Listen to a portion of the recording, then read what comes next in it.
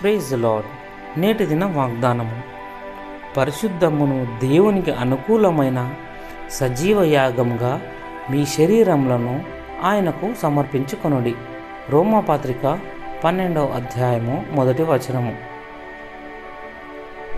మన రోజువారి జీవితాల్లో క్రీస్తు విశ్వాసులు ఇతరుల కొరకు వారి సమయాన్ని త్యాగం చేయడం, అలాగే బహుమతులు ఇవ్వడం ద్వారా ఆయన మనకు ఇచ్చిన గొప్ప బహుమానాన్ని సూచిస్తున్నాయి.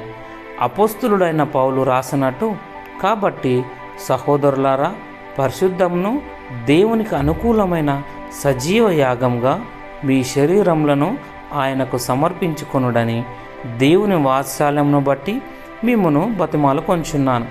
ఇట్టి సేవ మీకు యుక్తమైనది.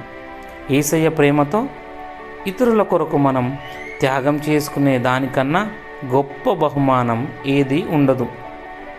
యేసు ప్రేమను చూపే ఇతరుల నుండి నువ్వు ఎటువంటి త్యాగపూరితమైన బహుమానం పొందుకుంటున్నావు?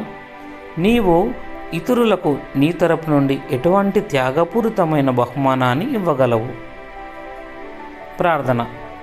ప్రియ ప్రభువా, నా రోజువారీ జీవితంలో నేను కూడా ఇతరుల కొరకు నా అవసరాలను త్యాగం చేస్తూ యేసును చూపించడానికి నాకు సహాయం చేయమని యేసయ్య నామంలో ప్రార్థిస్తున్న తండ్రి.